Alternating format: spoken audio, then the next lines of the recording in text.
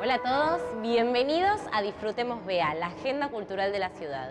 Hoy desde el Centro Cultural Recoleta, un espacio que durante el último año se convirtió en uno de los principales puntos de encuentro para la cultura joven en Buenos Aires. Vamos a ver un adelanto de todo lo que tenemos para este programa.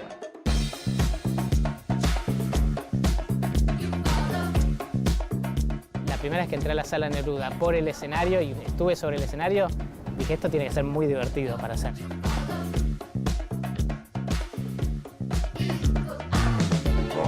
En esta exposición se pueden encontrar con un panorama de la primera modernidad en el Brasil, distintas corrientes, distintos artistas que estaban buscando la identidad en el Brasil.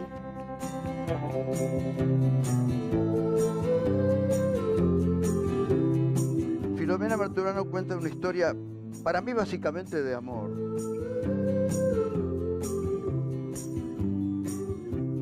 Nos interesaba convocar a artistas de muy diversas procedencias a que nos cuenten qué significa hoy para ellos hacer arte político.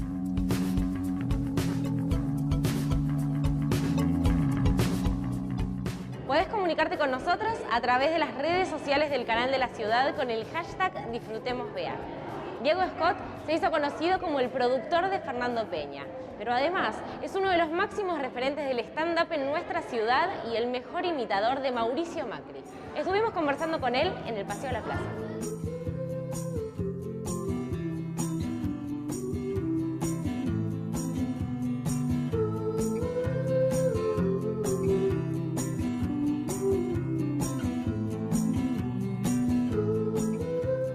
Diego, estamos en el Paseo de la Plaza, que hace años es uno de tus lugares de trabajo. Sí, sin que haya sido planeado, pero ni un poco, porque caímos de casualidad acá. En realidad, empecé acá primero trabajando como productor, porque Fernando Peña hacía sus funciones acá. Sí. Yo era productor de Fernando en la radio. De repente apareció la posibilidad de hacer teatro, que estuvimos haciendo en un boliche gay acá cerca. Él hacía presentaciones y como fue tal el fenómeno de gente que iba, nos llamaron del Paseo de la Plaza para venir a hacer las funciones acá en la sala más grande. La primera vez que entré a la Sala Neruda por el escenario y estuve sobre el escenario, dije, esto tiene que ser muy divertido para hacer.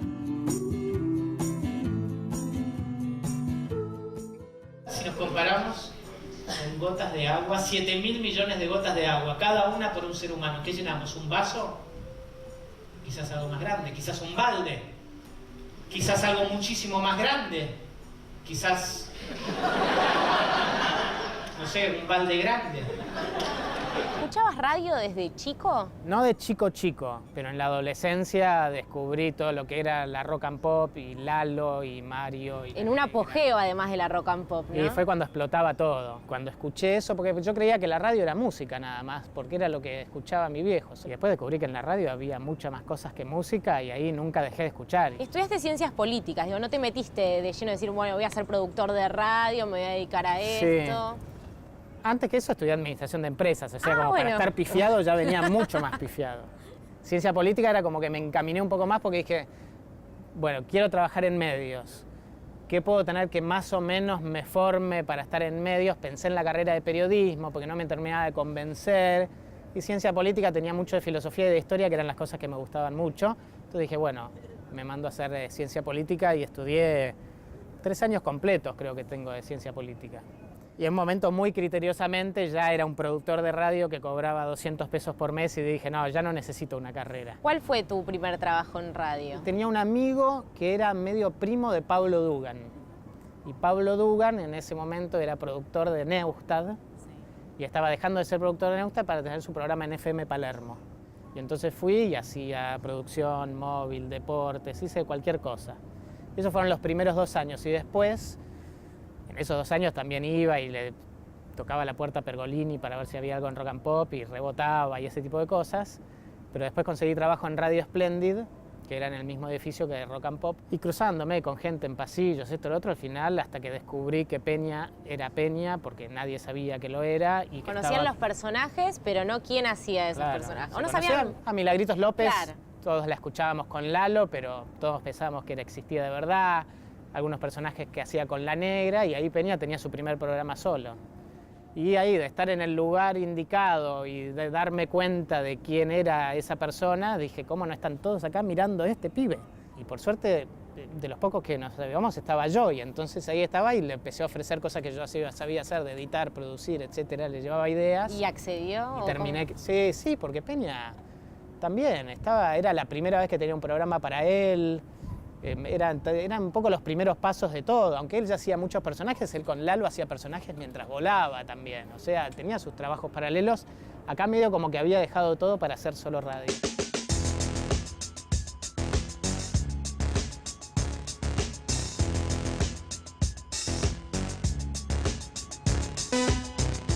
Se habla como de una crisis de los medios tradicionales de comunicación. ¿Vos cómo ves a la radio? Yo creo que la radio venía zafando de toda esa cosa digital que tanto amenazaba a los diarios y a la televisión. Ahora creo que la cantidad de cosas que podés hacer con tu dispositivo móvil un poco le puede estar planteando la amenaza a la radio, porque la radio terminaba acompañándote en momentos en donde nadie te podía acompañar porque no podías salir así con un televisor. En cambio ahora, con la velocidad de transmisión de datos y con la pantallita, y por ahí en vez de poner la radio, te pones a ver un comediante en YouTube. Yo creo que con creatividad te podés dar batalla a todo. Pero las generaciones más jóvenes, no sé cuánto tienen la radio en el radar. Pero bueno, todavía somos grandes y queda gente grande. Mientras no se mueran los grandes como nosotros, de 40 para arriba todavía tenemos un público. Esta semana, en el Cultural San Martín, podés ver parte de la filmografía del actor, escritor y director Robert Altman. How many times do I have to tell you my name is Mildred? You got it? It's Mildred! Robert Altman fue un director estadounidense caracterizado por realizar películas corales y también de temática bélica. Ganó un Globo de Oro en 2002 como mejor director por la película Gosford Park y en 2006 recibió el Oscar honorífico. Esta semana, en el San Martín, vas a poder ver Un largo adiós. Una noche de verano, Philip Marlowe recibe la visita de su amigo Terry, que le pide que lo acompañe hasta la frontera mexicana. Marlowe acepta la propuesta, pero al regresar a su casa se encuentra con que la policía le pide explicaciones sobre ese viaje. Marlowe termina entre rejas, acusado de complicidad en el asesinato de la mujer de Terry. You take the pill? The pill. No, sometimes. 3 mujeres. Pinky Rose es una joven e ingenua enfermera oriunda del sur de Estados Unidos. Llega a una pequeña comunidad de California para trabajar en una residencia de ancianos. Una vez allí, toma como modelo a Millie, una joven sofisticada adicta a las revistas de moda. Las dos se someten a una transformación en la que intercambian su estado en relación con los demás. That one, the sultry bitch with the fire in her eyes. Onward, Christian soldiers. MASH. La película narra la aventura de 2 cirujanos del ejército destinados a una unidad móvil médica en Corea durante la guerra. Tanto ellos como su equipo de enfermeras se toman el trabajo muy en serio, pero en su tiempo libre, las bromas constantes y las ironías hacen más llevadera la situación. Una verdadera sátira sobre la ética y la moral en el ejército. Estas son algunas de las películas que podés ver en el ciclo Robert Altman en el Cultural San Martín. Nos vamos a un corte. En el próximo bloque vamos a ver la segunda parte de la entrevista a Diego Scott y mucho más en Disfrutemos BA. Seguimos en Disfrutemos BA desde el Centro Cultural Recoleta, específicamente desde el Museo de los Mundos Imaginarios, una muestra que reúne a casi 30 artistas visuales clásicos y contemporáneos de Argentina. A través de las redes sociales de Disfrutemos BA, vos podés enterarte de este y de todos los lugares que podés visitar en la ciudad. Ahora sí, vamos a ver la segunda parte de la entrevista a Diego Scott. Charly García manifestó su enojo por la imitación que hicieron de él y de Spinetta en el programa Tu cara me suena. Marley, el conductor, se habría defendido declarando: no sé qué le pasa, acá hicimos imitaciones de grosos de verdad como Freddie Mercury, Elvis Presley, John Lennon y ninguno se quejó. Como actor, ¿fue así, demandado o tuviste alguna formación? Actúo, pero no sé si soy actor. Todo pasa por la observación. En la comedia mucho pasa por la observación y en la actuación miro cosas y trato de ver más o menos, siempre fui muy autodidacta, todo lo que hice fui autodidacta. Cuando después vas y alguien te enseña, decís, hay un montón de cosas que no estoy viendo, soy un boludo, debería formarme en algunas cosas, pero no, fue siempre demandado. Estoy muy nervioso, vamos a ver al Papa, vamos a ver al Papa. Horacio, tenés todo listo, ¿no? Está todo listo, mira, la cámara está lista, el flash, a ver. ¿Está listo también el flash? ¿El dedo está listo? ¿Está todo listo, Mauricio? Cuando yo digo la palabra clave, actuamos. Sí. Ok, ¿cuál es la palabra clave? Clave, Horacio, cuando yo digo clave, actuamos. Escuché que vos dijiste que no sos imitador, pero componés a Mauricio Macri. Sí. Y según muchos, sos el mejor imitador de Mauricio Macri. Me sorprende por lo eso. tanto, Sí. Por lo tanto, como que hay ahí un estudio de observación muy fino. Y bueno, eso es en parte del tema de detalles. Y además me crié en un ambiente muy Macri, porque fui al mismo colegio que fue Macri. Entonces, digamos que toda esa tonada la conozco muy bien, la tengo escuchada de toda la vida. Sí. Digamos que es como una beta que puedo agarrar muy fácilmente. O sea, decís que fue fue un estudio de muchos años para llegar a componer al presidente de la nación. Lo tenía todo incorporado y de repente solo había que sacarlo. Chao, Horacio. Este es el 1861. Escuchá, dice, mi papá me regaló un perro salchicha. ¿Y cómo lo pusiste? Pancho. ¿Cómo es tu relación con el stand-up? ¿Eras de ver stand-up quizás de afuera, de Estados Unidos? No, ahí cuando se empezó a descubrir el género acá, yo también lo empecé a descubrir ahí, no lo tenía tanto, la verdad.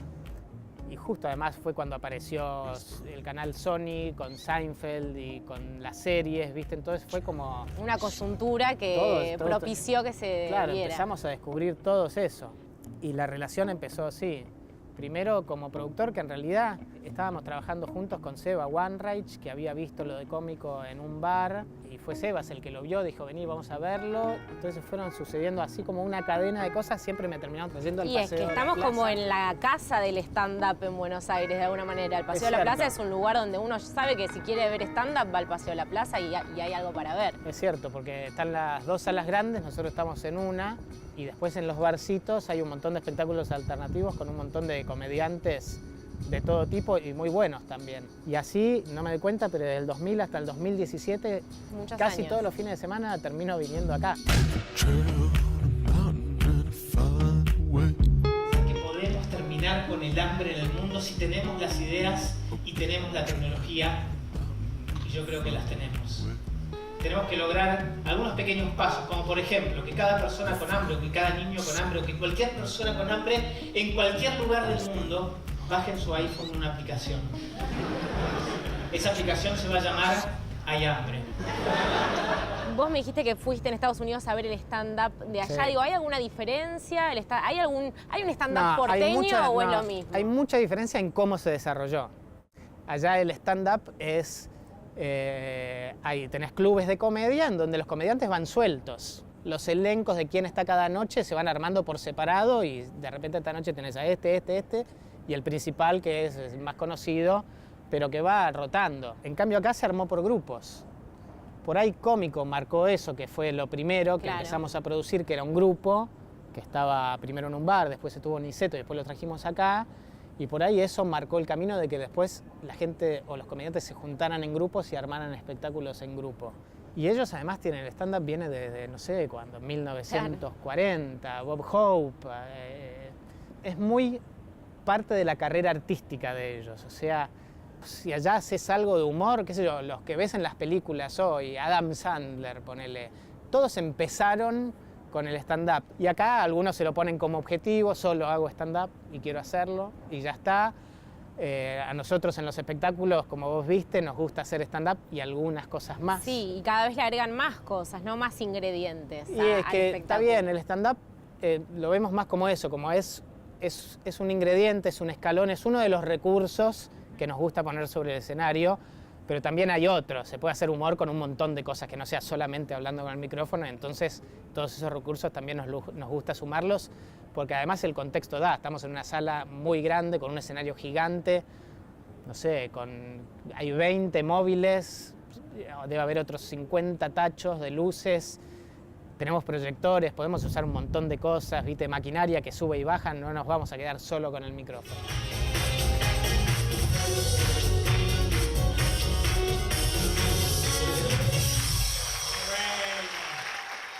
Ahora nos vamos al Malva a descubrir la exposición Antropofagia y Modernidad. Es un amplio recorrido por la historia del arte brasileño a través de una selección de 150 obras que dialogan con la colección permanente del museo. Vamos a verlo.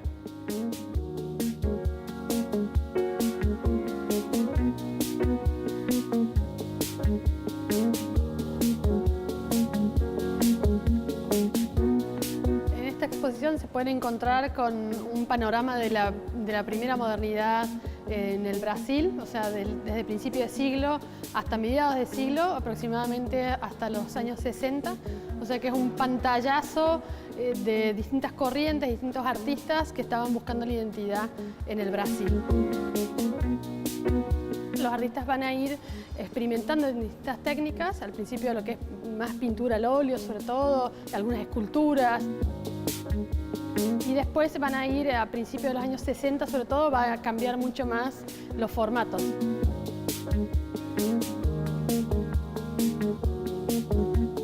La antropofagia es un concepto de Oswald de Andrade, que quería decir devorar lo que viene de afuera como una cuestión caníbal, un concepto caníbal, de devorar la cultura exterior, tomar lo que nos sirve, deglutirlo y transformarlo en otra cosa. Y esa otra cosa va a ser ese producto de identidad cultural. Y bueno, hay distintos tipos de preocupaciones, ¿no? Todo lo que es el Amazonas es algo realmente muy característico del Brasil. Y luego el tema de la libertad, sobre todo naciendo en Río de Janeiro, con el neoconcretismo y artistas que buscan la participación del espectador, el involucramiento, que van a salir del cuadro y de esa representación tan quieta, ¿no?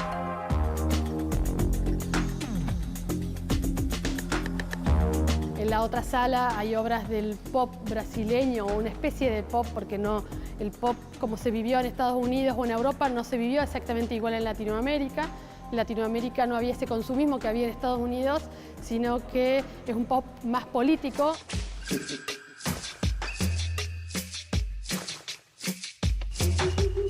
Dentro del recorrido yo creo que hay nombres que son clásicos del arte de Brasil y hay otros que por ahí son un poco menos conocidos, pero es para que a la gente le interese como, bueno, me interesó este artista o este otro, entonces voy a investigar más sobre este u otro y que sea una especie de iniciación y a ver qué despierta en cada uno, ¿no? Vamos a ver los recomendados Disfrutemos BA que elegimos para esta semana. Visitas guiadas. Durante este verano podés hacer tours para conocer la ciudad de una manera diferente, porque los que mejor conocen la ciudad te acompañan en recorridos de 1 hora y media por los barrios porteños. Son visitas guiadas para hacer caminando, en colectivo o en bicicleta, y tanto de día como de noche. Música en bares notables. La música en vivo llega a los bares notables de la ciudad para festejar el talento y la tradición. A lo largo del año, más de 50 grupos se presentarán en distintos bares emblemáticos de la ciudad para interpretar géneros populares de nuestro país, Latinoamérica y el mundo. Tango y folclore, música de cámara o bebop, rock con bombos legüeros y baladas irlandesas. Nos vamos a un corte. Tras la pausa, seguimos con mucho más Disfrutemos BA. Continuamos en Disfrutemos BA desde el Museo de los Mundos Imaginarios, una exposición que explora los universos creados por la fantasía de un grupo de artistas. Ahora nos vamos a Urquiza, porque en el Centro Cultural 25 de Mayo se reestrenó Filomena Marturano, un clásico protagonizado por Claudia Arapacó y Antonio Grimau. Filomena Marturano cuenta una historia, para mí básicamente de amor. Un amor muy conflictuado, un amor de dos seres separados por posturas frente a la vida tremendamente distintas. Es una historia maravillosa que fue escrita en 1946 por Eduardo de Filippo en Italia, en la Nápoles de la posguerra. En realidad mostraba en ese momento los pocos derechos que tenía la mujer. Mi personaje es Domenico Soriano, un señor muy educado, que pertenece a una clase social muy alta y que está lleno de prejuicios respecto de la mujer. Está profundamente enamorado de Filomena y no se lo confiesa por prejuicios.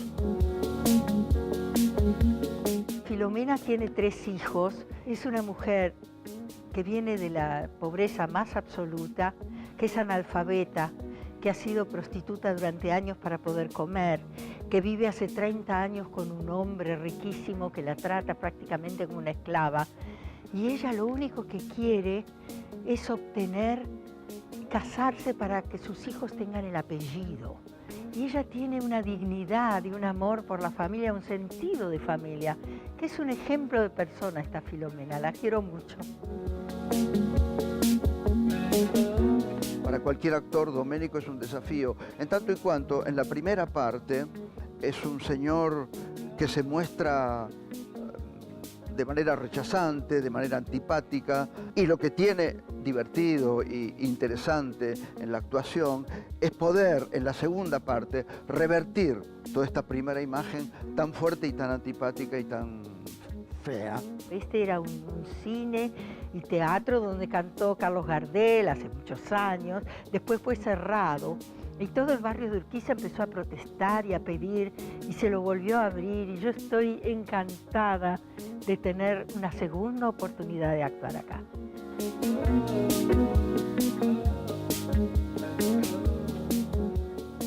Estos son más recomendados Disfrutemos BA para esta semana. Estrellas en tu barrio.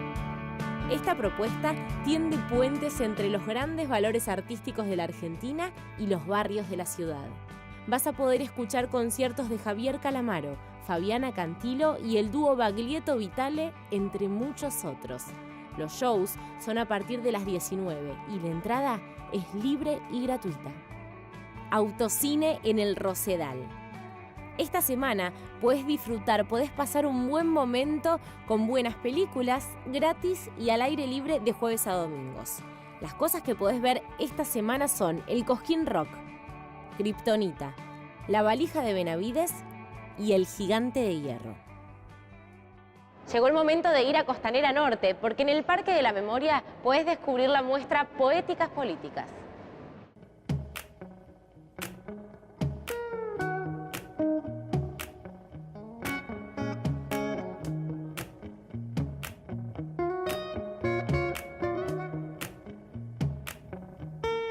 Esta muestra, que se titula Poéticas Políticas, ¿qué significa hacer hoy arte político? Es una muestra que estamos curando conjuntamente con Fernando Farina y nos interesaba convocar a artistas de muy diversas procedencias y que trabajan con muy diversos formatos a que nos cuenten, obviamente a través de sus obras, qué significa hoy para ellos hacer arte político.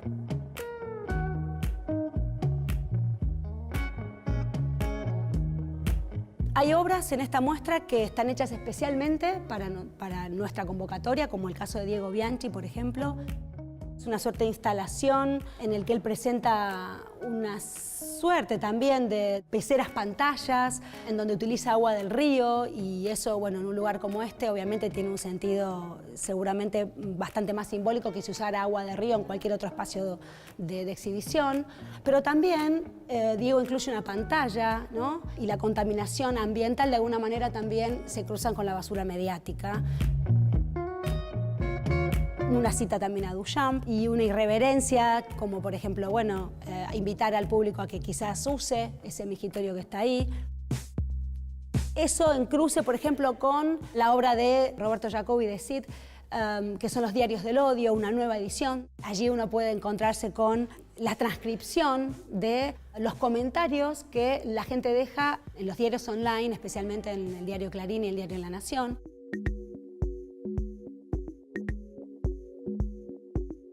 Y estas obras, por ejemplo, en diálogo con algunas que tienen algún sesgo de lo que se podría decir humor o ironía, como puede ser las dos obras de Esteban Álvarez. En una, que es la que recibe al público cuando recién entran en la sala, sobrevuela la leyenda de la espada en la piedra, de Rey Arturo y sus caballeros, y de cómo esa espada enclavada en la piedra, aquel que pudiera sacarla iba a quedarse con el poder. Eso dialoga con el dibujo mural de Viviana Blanco.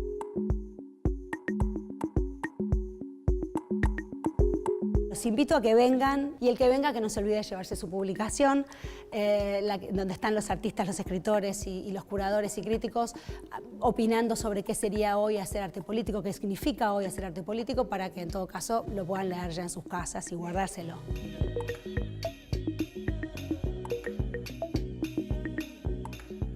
Disfrutemos BA no es solo un programa de televisión, está el suplemento, el programa de radio y la web donde puedes encontrar detalladas todas las actividades. Nosotros nos reencontramos la próxima semana en el canal de la ciudad.